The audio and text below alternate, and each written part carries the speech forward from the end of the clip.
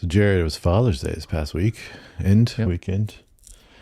feel like we know we bring it up from time to time, but we need to thank our father for our interest in film in general, movies and TV shows, but then specifically sci-fi and fantasy. Yes, even inside of film and TV. Yes, I think that's who got us into it. Yep, get into it, but even just enjoying movies, and I feel like if it was up to our mom, we would have never watched anything other than Mr. Rogers as a kid. Yes, yeah, for sure. Yep. So and he's been collecting, I think since the Nebula and Hugo Awards started, he's been collecting every science fiction book that is won, and he goes through all of them, which he has before, and I think he just told me he's doing it again, going through all of them and reading them. So that's where he started, and then obviously then brought that all to us, and then through the movies that all came as adaptations from those books. So a lot of that's them. another reason why I mean we know about a lot of the stuff that's now been turned into movies and shows. So shout out to Dad. yes, yeah. One day we'll get him on the pod.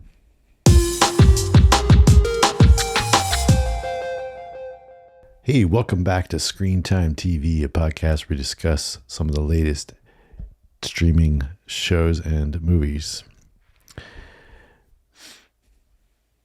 Today we are discussing House of the Dragon Season 3 premiere. But first, Jared, I possess the heart and spirit of a podcaster. Right. So my name is Josh, and this is my co-host Jared. One king is as good as another. Yeah. Should I just not one podcaster is as good as another? Yeah, I thought about it, but yeah. All right, so typically the way we do this is we do some feedback, and then we do some what we've been watching, and then discuss our main shows. And so if you'd like to send us feedback, you can by emailing us at feedback@screentimepod.com, or just leave a comment or DM on some of the other platforms where we post the either full length on YouTube or some of the short clips on Instagram and TikTok. So yeah, and if you don't already, follow those, and just look for Screen Time Pod. Yes. All right, so I think we got some feedback, don't we, Jerry? Yes, we do. All right. So we have a few comments, and these are all from you talking about Obsession. Okay. Which is, of course, everyone's relevant. talking about this movie. So the first Which you haven't seen yet, right? I have not, no. So this first one, you're going to have to give me some context of, but it's a very interesting comment, though. This is from Pop Rocks. Says, the grandma and the cat are peppered in too heavily to not be a bigger part of the plot.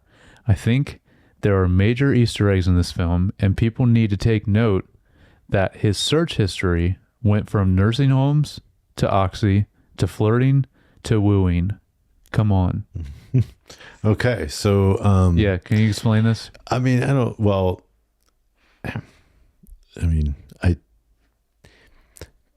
to heavily expand, but it's also like I probably would need to see it a second time to really. I mean, those are things I definitely didn't catch on, like what his search history was or things. Yeah. Like, I don't know. I mean, the cat does. I feel like the cat definitely plays. The grandma and the cat is what. Yeah, but this person was saying. The grandma not as much, but the cat I think does play a decent role in at least part of the film. Okay. And so I don't know that I would agree about the cat. The grandma, trying to remember, but yeah, I guess that's maybe not used as much as it could have. Okay.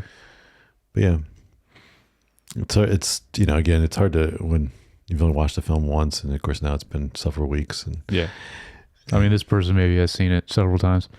I would imagine if you know what the search history, unless you just looked it up online after. Yeah, that's true. Yeah. People screenshot things or take photos of things, but yeah. Otherwise, like, it's not the kind of thing I would catch on a first viewing. But maybe some of you are more observant than I. I don't know. The other comments are, both. First one is from Walker, Texas Stranger, which is Blake, honorary third chair on the pod. Mm-hmm. He says this movie scared the crap out of me. And then Jonathan Lee Bird, who is another person I know, says same. Yeah. So yeah. So there you go. Did it scare the crap out of you? No. Okay. No. But that's, I don't know. Like, I'm not like the big horror person. I know. So I do think there was definitely some creepy moments, and I think it's scarier than the average for me. And I think it was, a really well made film. So. Okay. Well, that was the comments. Thank you everyone that commented. And send them in. Yes. Send them in or leave comments. Uh-huh. All right. Let's get into what we've been watching. I have a few things here. Yep. Me too. A couple of them would probably overlap. Yeah. I wonder if we do. Do we want to start with the first one that we we both saw together? Sure. And then go from there? Let's go from there. Yeah. So Disclosure Day. Yep. We both saw together in the theater. Here's the premise. If you found out we weren't alone, if someone proved it to you, would that frighten you? That's the IMDb synopsis. Okay. This, stars Emily Blunt, Josh O'Connor, Colin Firth, Coleman Domingo, Wyatt Russell, Eve Hewson, and many other people. Those are just the prominent pre-bill. All right, so let's get you. What did you think of this movie? I enjoyed it, and I think the best part of the movie was the ending. I thought the ending was awesome. Okay, and what it ended on. The last 15 minutes, I would say, were like some of the best part of the movie. I thought. Okay. And I really like the humanity and actual like hopefulness in it when it comes to this type of story, because that's not always the case with these kind of movies. But I know Spielberg likes to throw that in there, which is cool. And I will say though that there was definitely some silliness with our two main characters always getting away, and some of that stuff was a little ridiculous, but that's movie stuff, that whatever. Yeah, some of that didn't really make any logical sense, but I can overlook that. But that's really it. And then, Emily Blunt was incredible in this, I thought. Obviously the noises she makes, which I saw in an interview, that was actually her, which is awesome. Wow. Okay. Yes. I didn't know that. Yes. She did that, which is crazy. She was saying she would just send Spielberg just a bunch of voice notes or notes of her, like just doing random sounds, and he would just pick out from them. But, I thought she crushed it, but she's great and everything, but yeah, she was a standout for sure in this. What do you think? Yeah. So I enjoyed it. I don't think I liked it as much as you did. Okay. I feel like, to me, this film overall felt like it was a 90s film. Okay. How so? I think from the overall story to even the camera work and then the and then just some of that stuff you were talking about, where it's like kind of like the things they were getting away with. Yeah. It was like kind of like, so it just felt a little out of touch with like present day viewers and things like that. I think it's still enjoyable. I think there were some great action sequences, especially the one with the train. I thought that was crazy and just like, yeah. I think there was 2 instances that really bothered me. So spoilers a little bit for Disclosure Day. The first was when he got up and stole the cop car. Like, that was so absurd that it was just, it was laughable. Yeah, And I agree. then towards the end, I think that what bothers me most is about both these is you could have written it and kind of crafted it so that it wasn't so absurd. Mm-hmm. Like, if you set that up differently, it could have been way more like believable. Yeah. That like he stole the cop car, but the way it's set up is like there's no way none of those guys would have seen him, in the way he's like poking around forever. And anyway, it was just frustrating because it was that, I think it was part of it was frustrating. It was like, you could have made this so it didn't seem so silly. Mm-hmm. And then the same thing for me was when Colin Firth's character just stops at the end. Oh yeah. That drove me crazy because there was no motivation for him to stop, and he was so intent and getting there and there was no like no, he doesn't say anything about it. Yeah, nothing. And it just and that was also, there's other ways you could write that so that he stops or lay the groundwork a little bit for like some motivation that then makes him want to stop. But there was nothing that showed ever on his part to be like hesitant about what they were doing, and then obviously he just stops pursuing. Yeah. I was trying to think of a reason why. I imagine there's something they just didn't. Yeah, they should have showed it in the movie at least, though. But with him, or why he stopped.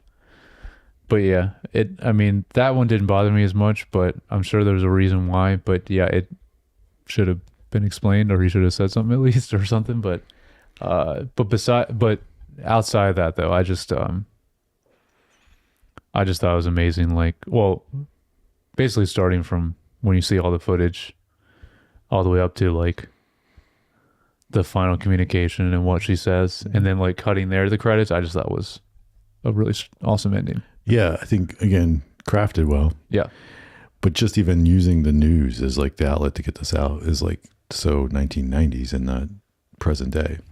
And it's just an example of like just it is the story, like just everything. And then the camera work.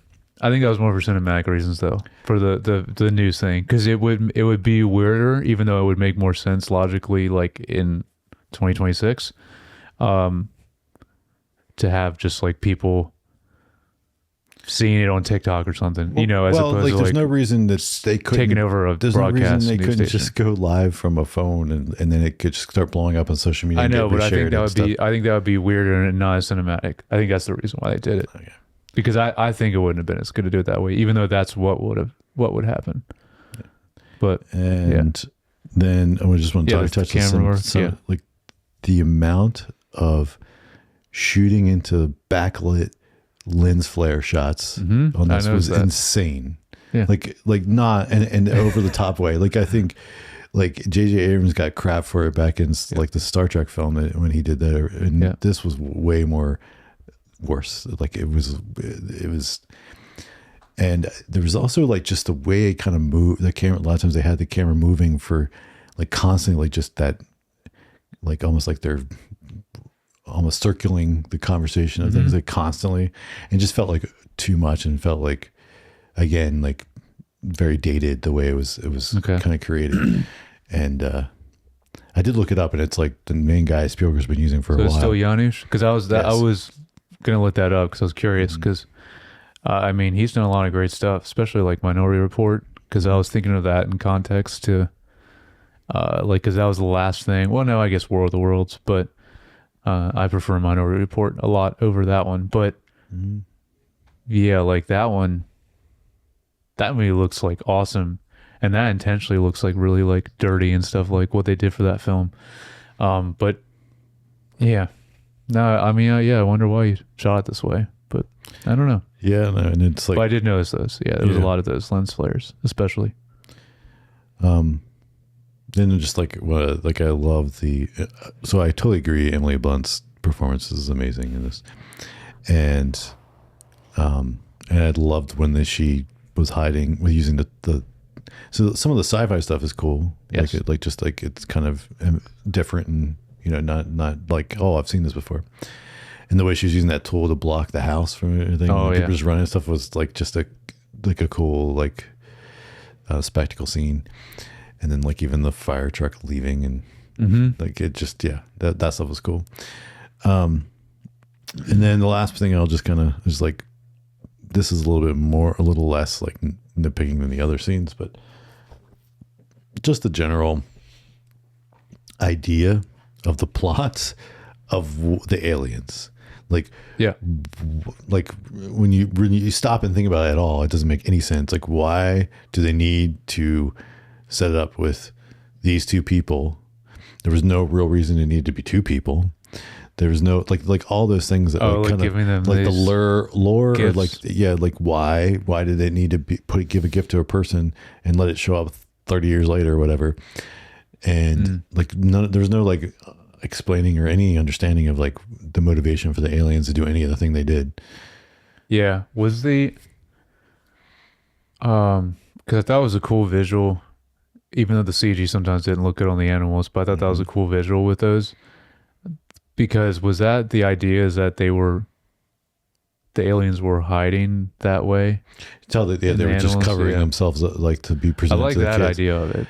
Yeah, that's cool. Sure, but like, what was the aliens' motivation in general? I don't know. Yeah, like it doesn't. And then they finally what it leads to is just disclosing. I mean, they could have disclosed a long time ago. Like, there's no. I mean, obviously they have way more power tech than like the humans. Yeah. So then, so like all that stuff kind of like when you like stop for a second, even start thinking about like, it doesn't make any sense. Yeah. And so that was, but I do like the idea of the like empathy and stuff is what's going to save us, quote unquote. Yeah, like I do too. But it's just, I would have liked for just a little bit of more groundwork and on like the world building of these like understanding the aliens a little bit. So, cause like Arrival, like is so much better at that. And, this is just like Yep. Yeah. Also, I was surprised. Like, I thought we would have even gotten by the end, like more of seeing more of the aliens and kind of more of an invasion thing. Even if it was more of just like, not them obviously coming down and like killing everyone, because that's not what their motivation was. But I kind of thought it would be more of like a bigger third act, which was interesting. So in that way, it was cool that the whole ending was like unexpected at all. And I guess maybe that's also why I liked it, that part of it. But yeah, it wasn't as much of like a traditional type of alien movie, which is cool. But yeah, I wonder if I might, it probably overall for a lot of people, and maybe I'm even giving it partially this as well, but it might be getting more of a positive bump just because it is Spielberg in some way. Maybe. I don't know.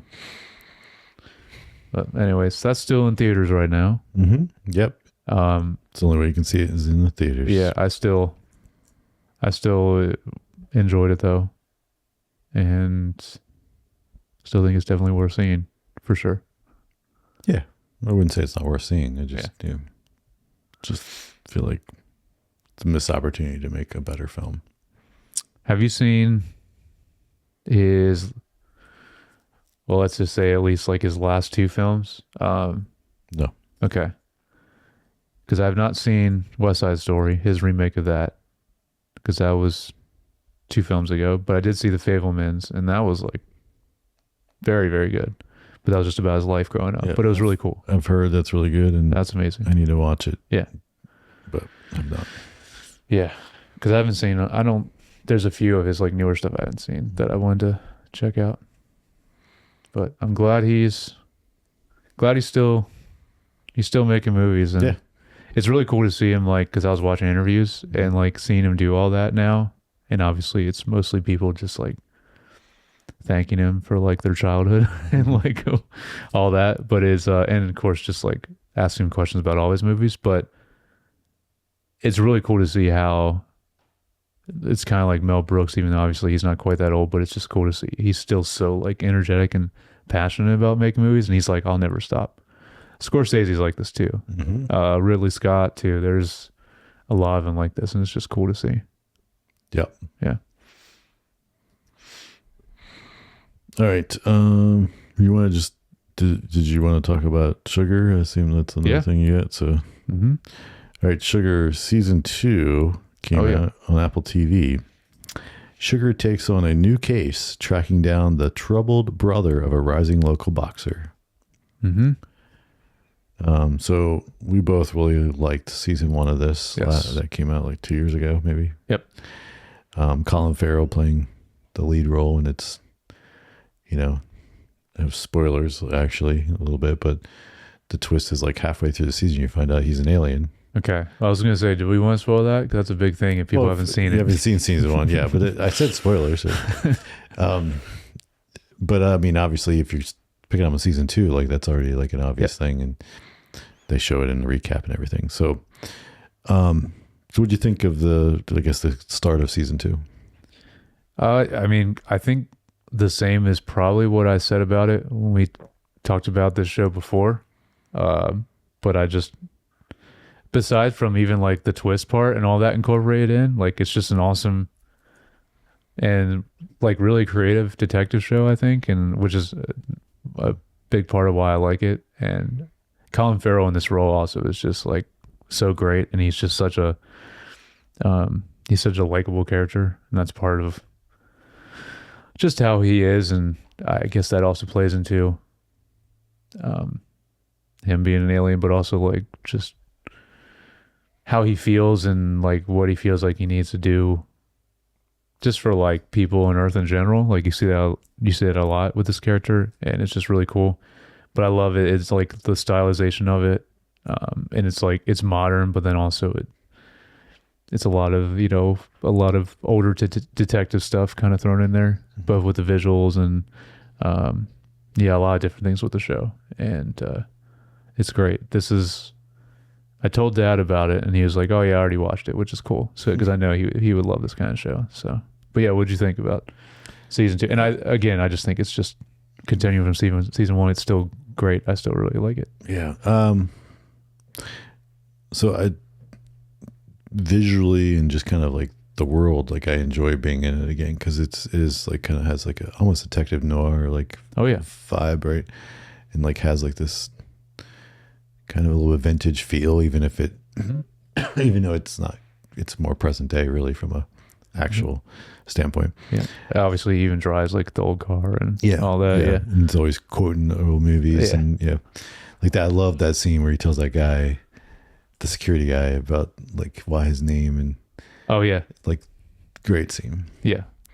But like I feel like so far, and of course just one episode, like the actual mystery that he's trying to solve like hasn't really grabbed me. Like it kind of feels a little not as much as season 1. I agree. And then I feel like we'll see as it goes. And then you don't have the other mystery stuff that kind of starts to show up in season 1, the stuff with like kind of who he is. And but they do start this season with a little bit of that, because I was wondering if how much they're going to explore that more with his a little bit sister. His sister that's missing, but then there's like the guy that he finds, and the guy's dead already or whatever. But I like that. I believe that's the very first scene. We get a little bit of that. So I mean I hope they still lean into that a lot, because I really would like to know, because they hint even at like his planet where he's from and all that, which is cool. Like I think it would be awesome if we get more into that. I think that would be good. I don't feel like they've touched on it very much though. No, they did the most in the finale from what I remember. But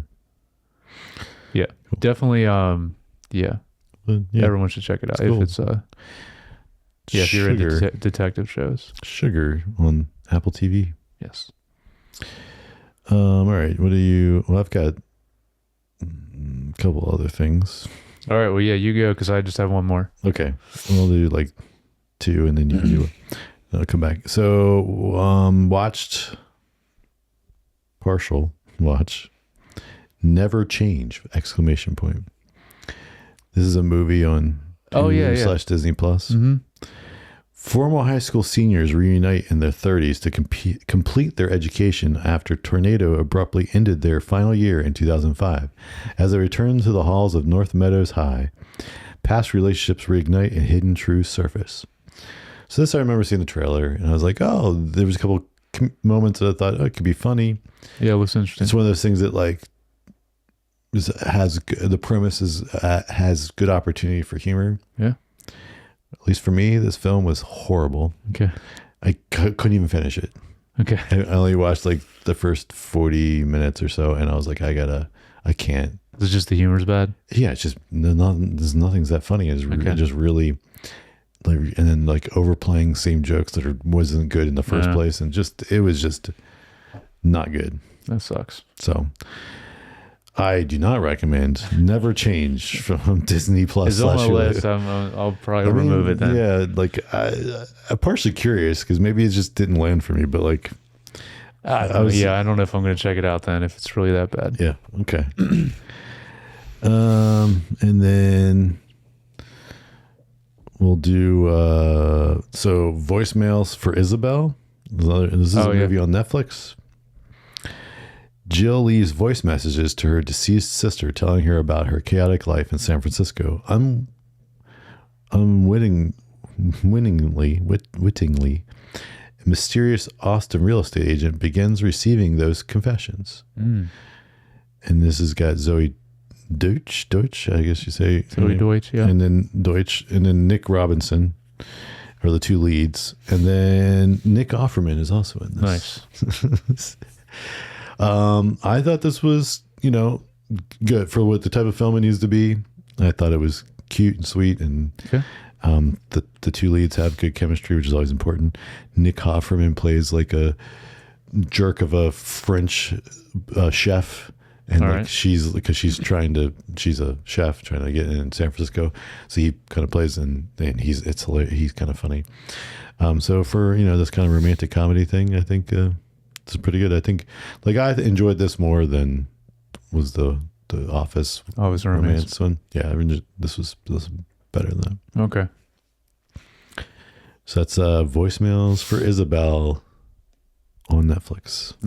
All right. And I'll just do my last one real quick. Yeah. So this is I went to a film festival locally that they have in Frederick. And so besides seeing one of my friends' films, I saw Their Town. This is a film that was written by Mark Duplass. Oh, cool. Then directed by his wife, Katie Aselton, which is, who she is? She was the wife in The League. No, she wasn't married to Mark Duplass. She was married to the other guy in The League. Yep. But that's his wife. Oh, that's her. League. Cool. And then the lead is their daughter, Aura Duplass. Cool. Okay. All right. So, and here's the premise. When Abby's boyfriend drops out of the school play, she helps outcast Matt take his place. Overnight, wandering their town, the two teenagers examine their futures and unearth surprises from their past. I thought this film, it was pretty good. Like, I wouldn't say it was like amazing, but for what it was and like watching it, it was the performance was pretty good by the leads. And the boyfriend was not so good. Whoever played the boyfriend, but he's not in it that much. But the main two people, they had some good moments, but it's like a real. I mean, it was obviously not a big budget because pretty much most of the film is just these two people wandering around this town. Right. They're supposed to be running their lines from the play that they were going to be in, and but I enjoyed this movie in general, and. All right. Yeah, I'm going to write it down because I want to check it out. But is it going to be available? I don't know. That's one thing I didn't check. I assume at some point with those people involved, if it's not streaming, at some point it'll end up on a streaming service of some kind. Now, it's probably just in the. But this is at a film festival. But is it going to be in? I don't know. Most theaters, or is it just going to be select theaters, or? I don't know. I mean, it is if you look it up, it is in IMDb. So right. It's like, but I don't know. Did not look it up beforehand, and I apologize for that. No, that's cool. I was just curious. If available to see. Well, and then if anyone listening or watching wants to check it out, seeing where it's going to be in theaters, or if it's just going to go to streaming soon. Yeah. Let's see if it's It doesn't have anything listed on Just Watch or anywhere to watch it right now. So, well, we'll see. I'm sure it'll. Yeah, like I said, it'll probably pop up sometime. But I just wanted to mention it because I thought it was interesting, and I didn't know. So I didn't know. Like I saw it was written by Mark Duplass, and then didn't notice the names, and so it wasn't until I looked it up afterwards that I found out. Because in the director name, I didn't know that offhand who that was. Yeah, and then anyway, so like I didn't know, and then I didn't know that was his daughter, like in it. So it was just like I was like, oh, it's something written by him. Like that's interesting. And then I was like, I'll see it. Yeah. But then the girl from the League, like, I don't think I've seen her in anything in a while. Yeah. So, and she's in this, you're saying, or she's just involved? She directed it. She directed it, so she's not actually acting in it. Nope, you don't see her at all. Okay, well that's cool. She directed it, but I would like to see her. Yeah. Act again, but yeah, cool. She directed it, and then he wrote it. He wrote it, and then their daughter stars in it. Yeah. Okay. Yeah. Cool. Yeah. What was your what's your last thing? My final one is last time I mentioned this because it's done now, and I'm curious, how much you watched of Widow's Bay now that it is finished? I have not finished it yet. How much have you seen? About half of it, I think. Half? Okay. Yeah. Okay. I kind of like got sidetracked or didn't have time, and then I was like, well, I'll just wait till then it kind of finishes, then I'll circle back and watch them all, but I haven't done that yet. Yeah. So I talked about this when it came out, and then I think I mentioned it again when it was like halfway through the season, and this is the last time I'll mention it now that it is all out. And I'm very glad. Well, obviously it's blowing up a lot now, which is great to see, but so I'm glad there will be a season 2.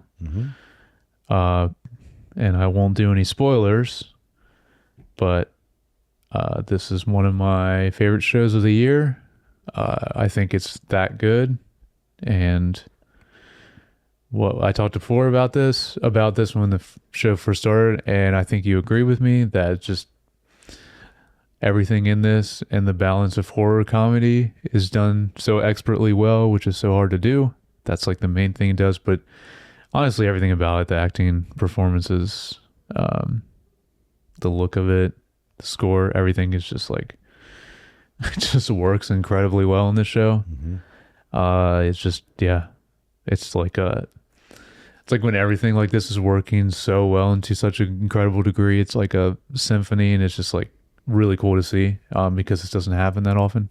Yep. So, I absolutely love it, and I'm already rewatching it because I just loved it so much, and just really looking forward to season 2. So it is like, I don't really know what's causing it besides it just being a great show, but it is kind of blowing up now, which is good to see though.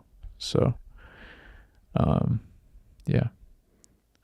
cool. So if you haven't, watch Widow's Bay, but I think a lot of people have by now at least checked it out because it's, it's getting way more popular. So I don't know though if you're as high on it as me. I mean, I really liked what I watched so far. Okay. Yeah. I mean, I feel like the first time we talked about it together because we both checked it out, and we'd watched all 2 or 3 or whatever was out at that point. Yep. And I remember saying I liked it. I mean, I don't. No, I know, but I mean, like, I mean, you're not like best show of the year. Probably not that. Yeah, high, well, I'd probably have to watch more of it to get there and to have opinion at that level. Okay. So. Well, I mean, it's definitely just as strong the whole way through, even the finale. So it's like, one of the funniest parts of the whole season is either in the penultimate or last episode. Okay. I don't know. You'll see it. It's. No, I mean, I think it has to do with the lineage of people.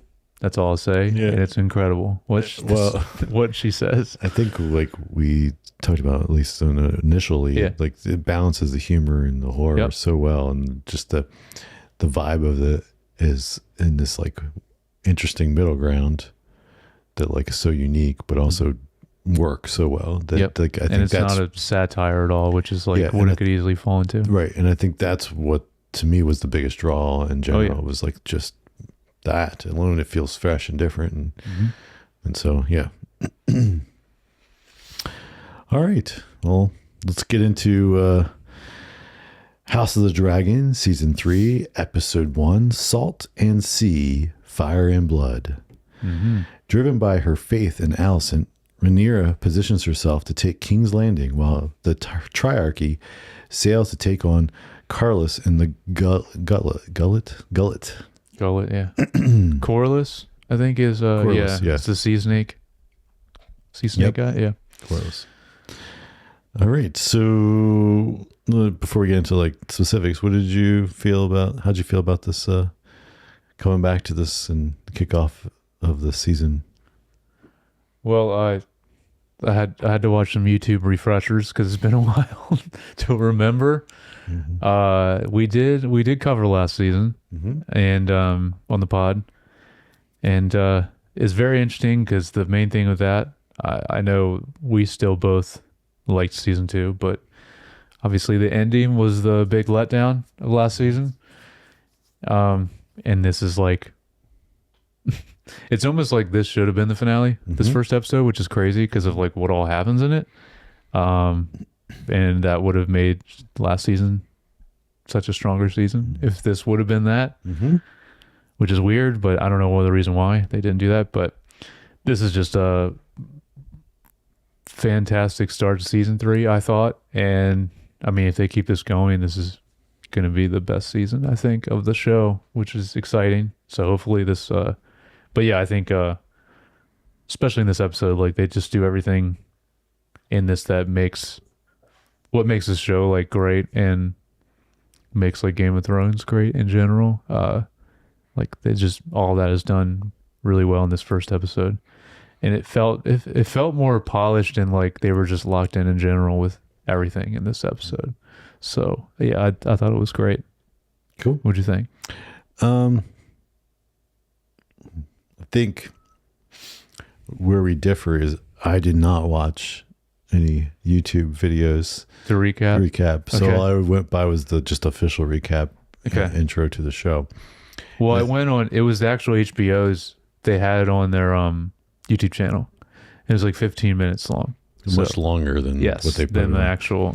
And that probably would have helped me because I think my struggle with this episode was just you're thrown into, and I agree with you, this should have been the end, the finale of the last season, but you're thrown into the middle of this stuff that's kind of feels like the third act of a film, and there's no act 1 and 2. Or there was, but it was 3 years ago and you don't remember it. Yep. And I feel like the recap at the beginning didn't remind me enough of things that was going on. So I felt like I spent half the episode kind of just like a little confused and just not caring. Because then like it had been so long since I've been with these characters, like half the time I was like, I don't care that you're arguing about something that I don't care about because I don't remember, like really why this matters at some level. And so I feel like that's what a lot of it was. And but then we got the final battle, which was amazing. Yeah. And that was fantastic. Yep. And so like, I didn't hate it or anything. I enjoyed the episode in general, especially ending on that. But I was definitely like, not like spent the first half being like, oh yeah, and not as excited and like, kind of just like, what am I watching kind of thing. It's tough. It's tough in anything Westeros, Game of Thrones anyway, because there's so many characters to keep up with them all.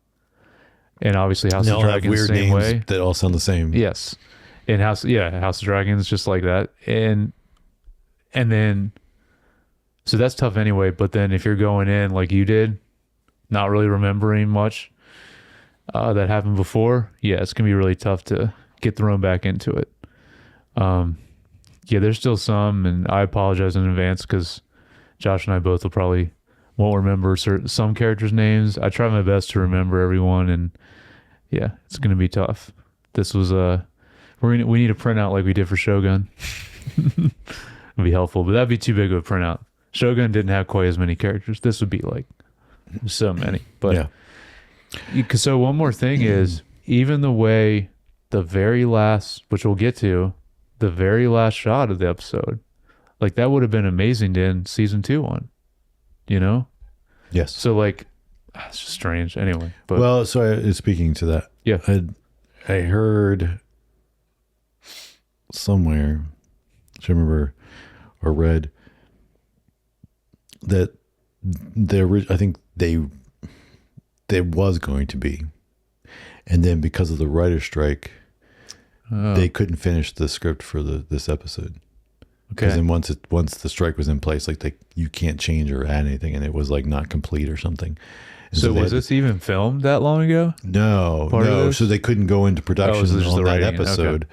So they only filmed the other episodes because they had to go into production of it, and I guess it all got finished before they could logistically go back and write it. So it just kind of got pushed to season 3. I guess that also makes sense why season 2 is only 8 episodes, because season 1 was 10.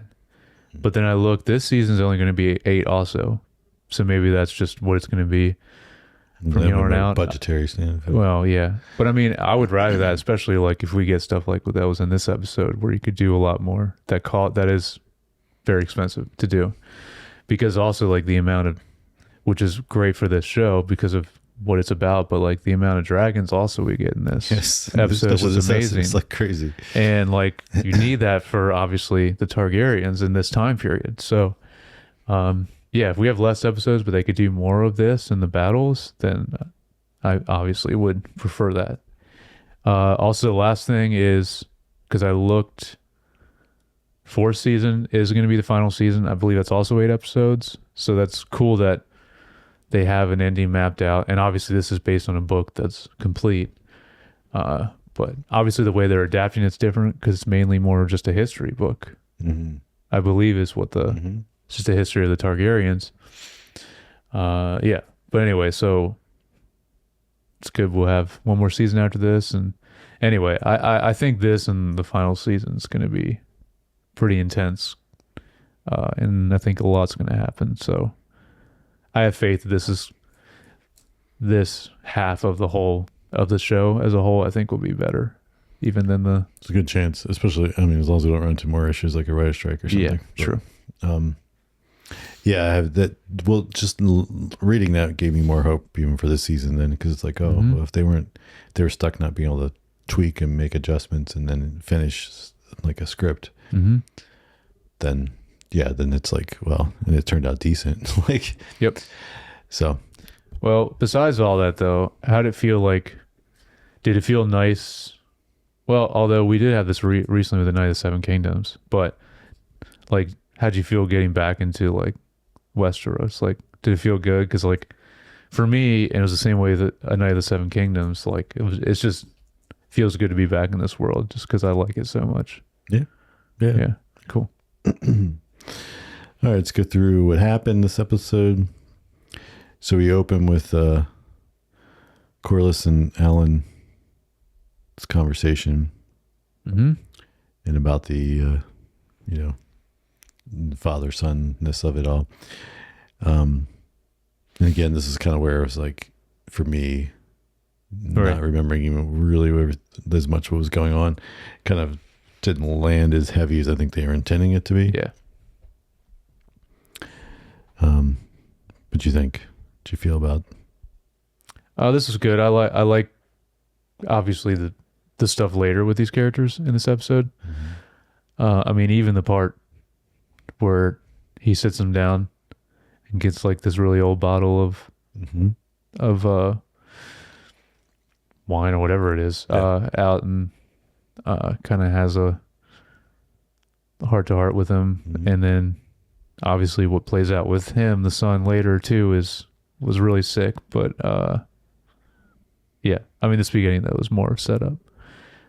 My first note I wanted to mention though is just kind of another overall, which I think we'll probably get into next. But I also kind of really like where everyone is splintered off into currently, because I think last season, I'm trying to remember, that was somewhat of an issue last season, because I don't think you liked as much as I did where Daemon was last season. I know that was a big criticism as a whole, that he was just like in this castle with the tree and the witch. Yep. which, by the way, actually it was cool to see her again. I didn't know we were still going to get her. Yep. Because I liked her as a character, but I think where all the characters are in this is in a good spot. Specifically, the two I wanted to mention is where Laris and Aegon are and where they're going, which I'm assuming you'll probably get to next because that was pretty early on. Mm-hmm. And also I really enjoy, which we got at the beginning of last season, was the three lowborns, including Hugh, who thinks he has dragon's blood in his veins, and them like waiting they're waiting on Rhaenyra's orders or something. I don't know. Anyway, we'll get to that too, but I think it's cool we're getting more of them as well, because that's just such a different perspective compared to all this like royalty and families that we mostly are with. Yeah. So the next, like from a plot standpoint, like this kind of introduced Rhaenyra's picking up where Alicent had come and kind of surrendered, right? That kind of happened right at the end of the last episode, into the season. Yeah. So she's kind of in this like overconfident that, I don't know, feels like obviously not good to be that like overly confident. It's right before the downfall. Yeah. In our history in general of you know, civilizations and leaders. Yeah.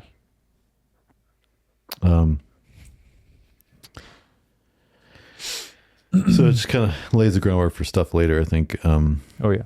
Then we kind of get where the greens on the green side are kind of fracturing within. You have Alicent returns and finds out that Aegon is missing. Aemon took control, and yeah, you know, so it's like it's a lot going on here from like, again, turmoil internally that's not as makes them weaker, obviously. Yes. It's a really cool visually, just thought it looked cool. Alicent coming in to the main room where the throne is and Aemon sitting up there. That's a cool visual. Yeah. We don't get the throne as often in this because a lot of times they're just in that smaller room. Yep. Where they. Yeah, we got a lot in season 1, obviously, because of our king. I'm blanking on his name and how amazing he was in the first half of it. Yes. Yeah, with the younger versions of the girls. Well, yeah, that, but I mean the king specifically, because he was such a, and obviously he finally dies at the end of the first season, but, you know, because he's on the throne a lot then, but, yeah, and then obviously Aegon is who's on the throne now, but currently, or he's supposed to be on the throne, but now it's Aemond. Right. I also like how, especially the scene later, which we should definitely talk about, because it's very interesting what happens, but I like how even in that scene when she goes up the throne, like you can tell she's scared of Aemond. Yeah, well, that's where very interesting dynamic. I was going to say here before, and then we'll kind of talk about that a little bit, but also like this, you know, him being there changes her, like the whole plan that she just surrendered for, like is not going to work. And so then we kind of like, again, the next thing was about the power shift, like Alicent and Aemon, like she's definitely scared of him, right? Yes. And including like, you know, the scene which that was acted really well, where he like kisses his mom. Yes, that's the one I wanted to mention. Well, on one hand, it's obviously very incestuous, but classic Targaryen behavior. But also like just it seemed different though, like the him performance, kissing his mom though, you know, the performance there were like, just felt so like her knowing she's scared of him and she can't just like pull away. Yeah. So because she's still trying to control him in some way, right? And like I think up until that point, and then he agrees, right? Like he agrees to like go do what she suggested. But up until that point, their interactions, like you still are like, I don't know that he's going to do what she's going to say. So I thought he's a big wild card in general, just like Daemon. Right. But no, yeah, she still convinces him to go after his uncle Daemon and kill him, which is Very interesting. I don't think it's going to happen. Well, to your point, like, who knows what he'll actually do anyway. But also, like, from everything we've seen so far on this show, like, I don't think anyone's killing Damon. He's yeah. Well, so that's my next note is Damon's Riverland victory. Yeah, this is sick. And yeah, I mean, we kind of just get to the end of the battle. Yep. But even that, like, showing them, they were like sawing the lion heads off, and if you like, I was like, that's ridiculous. Mm-hmm. And then just has the dragon there, and basically the and then there's other guys show up from the north or whatever they're from, and they're like, they had one of the Lannisters' heads thrown in there. Yeah, it's the twin guy. I forget his name. Yeah, because then obviously we see his twin later on the ship. But that's that group that shows up that you're mentioning. Let us know in the comments, because that's the one I wasn't sure who they were supposed to be. But obviously the main guy, you see him, and obviously he's supposed to be someone significant, because also I recognize the actor. But yeah, I'm not sure what role they're going to play in this. I'm not sure exactly who they were. Just the way they were dressed, it looked like they were more. I was wondering if they were Starks, or in general, that I'm pretty sure we're going to get more Starks, because we kind of have been. We got a little more last season, and I believe they're going to play more of a role here on out. So maybe they're Starks or have something to do with the Starks. I don't know.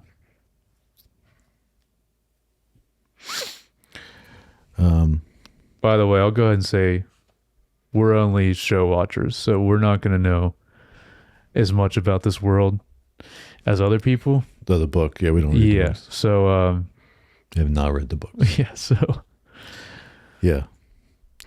So we get so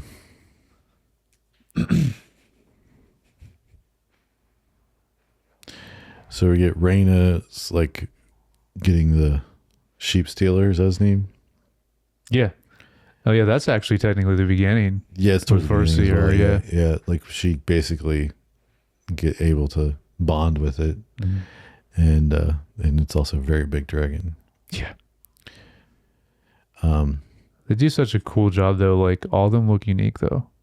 Mm-hmm. Like, it's some of the best designs in the show. It's so cool what they do with the dragons. Yeah, and so then we get the gullet battle kind of starting.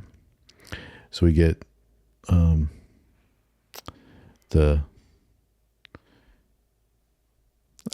if you're talking about the woman, I have her name down because I couldn't remember. Tyroshi. Lohar is who I have. Commander Lohar. Maybe that's her first name. That's the fleet. Tyroshi fleet with the like Commander Lohar. Yeah. Well, we first get the I don't have it down. The one of the other daughters coming back. Yes. From a scouting, and kind of like letting Rhaenyra know that, hey, they're kind of attacking. Rhaenys and Jace. Jace is the son. And so then I was thinking of the other daughter. Because we get the scene where Jace, like, basically locks his mom into her chambers, and and then he leaves, and they go to. Yeah, he doesn't want his mom to do it. He was going to go do it. Yeah. But we get this Tyroshi fleet led by Lohar.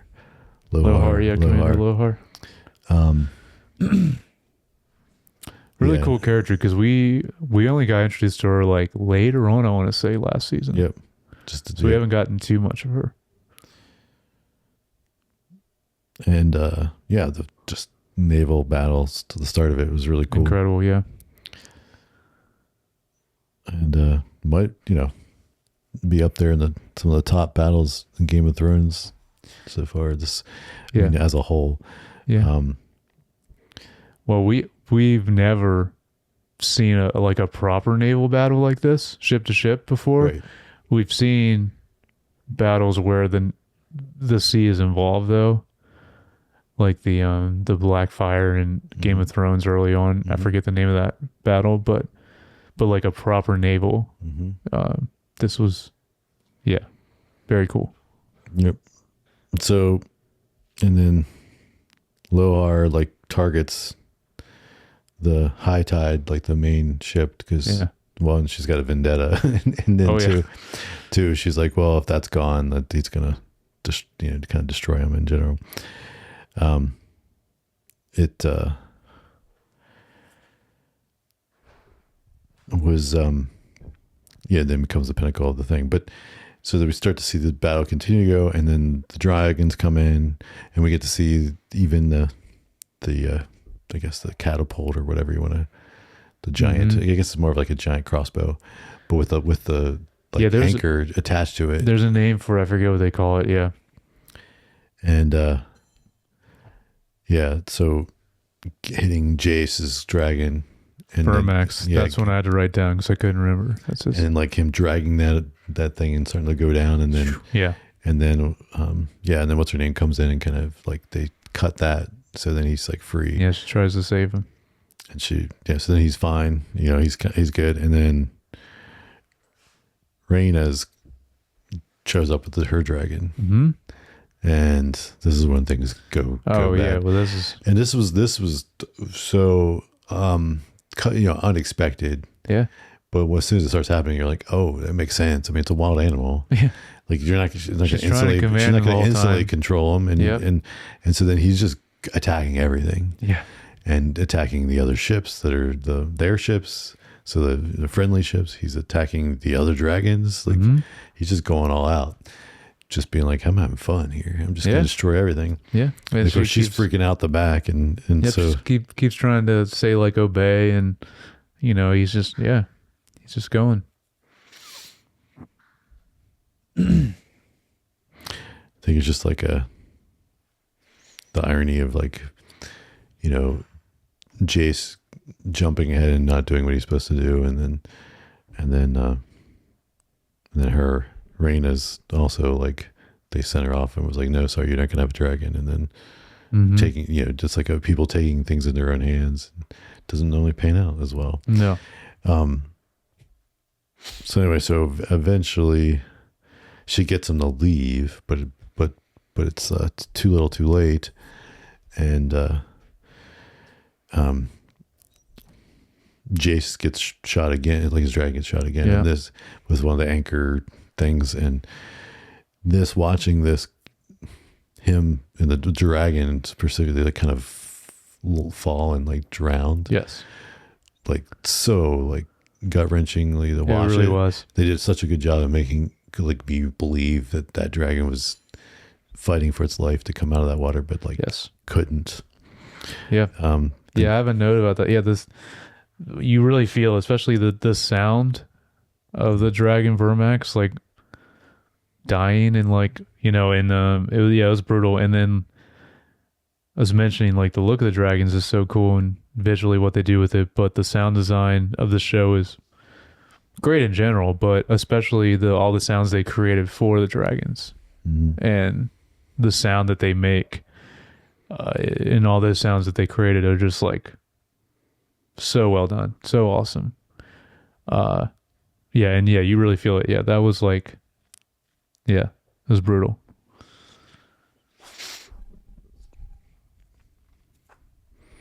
And then Jace like unhooks himself from the straps that like kind of, and this I think they did so well too, because it like teases almost just enough that you're like, maybe he's gonna get saved, and then the shots right out of the water, he pops out, and then he's got it grabs onto some driftwood or whatever, and then arrow, and like again, they just caught me off guard enough. Oh yeah. Like the timing, and then he just even was like, I didn't even know what's going on, and he gets shots like 2 or 3 more times, and you're like, oh, and you're just like, he's dead, which is one of the things this show always does great.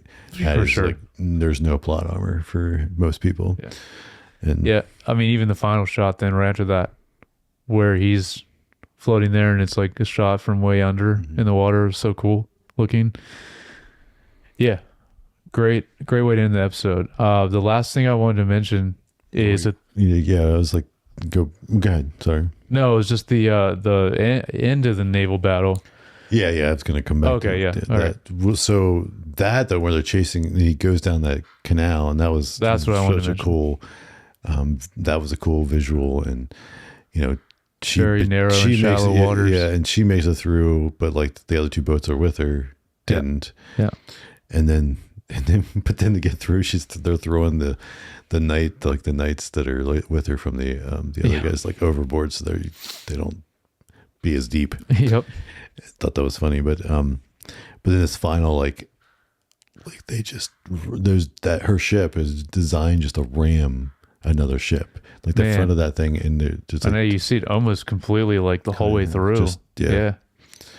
So that was that battle, that like also like the big battle was awesome, but then that like ship to ship battle there amazing was also just awesome. And then just disappointed a little bit that she gets killed, like because she's such a cool villain. I know. I was hoping we'd get her longer. She's such a cool villain that to lose her so soon is unfortunate. It is. And I guess we assume that Corliss is dead. I mean, we just don't see what happens. Yeah, I don't know. Because I mean, his son fighting with her at the very end was just another really great moment. And obviously then he kills her. Corliss, I'm not sure though. It's like that's the one that's like unclear. It's like Jace pretty definitively is dead though. Like he got shot several times. So I imagine, But then Corliss, I'm not sure. But I mean, that would be crazy if that's another one. I mean, he's been there since the very beginning of the show. So I don't know. We'll see. Yeah. So then just want to circle back. So then we get a little bit with Aegon. Oh, and Laris. Yeah, I wanted to ask, like, what do you think they ultimately are like trying to do? I don't know, because like they're like he throws them under the bus and like tells them, and like I like their dynamic though. It's great. But I think Laris is like, you just can't trust him on no matter what, and he's like the little finger of and so he lets them get trapped, and they're like gonna take him to was it the heart? No, was it something stone? What is the Dragonstone? Dragonstone, is that what? Yeah, because that's where Rhaenyra is. That's where they're gonna take him. Yes. Yeah. I think that's the name of it. Yeah. Yeah. So I mean, we'll see. It's just we're pretty minor, like at this point. And then same thing with what was it? Kristen. Yeah. Like the little very small scene with him. And very interesting though. He's kind of like where he is, and he's still pretty. This is a carryover from last season. I want to say like he's still pretty. What's the word I want to say? Nihilistic right now. Like he's basically like nothing matters. Yeah, we're all gonna die. Yeah. Well, I think it's still kind of like, the holdover from that. Was it the penultimate episode where wherever it was, they kind of end up fighting a dragon, and he like survives that battle, but like it's his, I guess, first experience really being in a battle with like the dragons exist, and he's kind of like, what's the point? We're all. Oh yeah, after that is when he was like, we don't stand a chance. Yeah, he's still one of my favorite characters. But obviously we barely get him in this episode, but man, it's just the amount of like change and character development with him this whole show has been crazy. So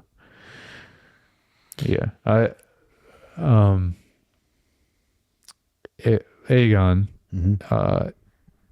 I think it's just also interesting, like you can still see just how immature, but also like how much hubris he's still like exuding, because he like won't even bow, even though it's like Laris is telling him like, just do it. Like he's like, there's nothing we can do right now. And then they even show him, they give him proof, like here's his crown, because they don't believe him that he's King Aegon. But yeah, just I don't know, but just them two together is just a very interesting pair.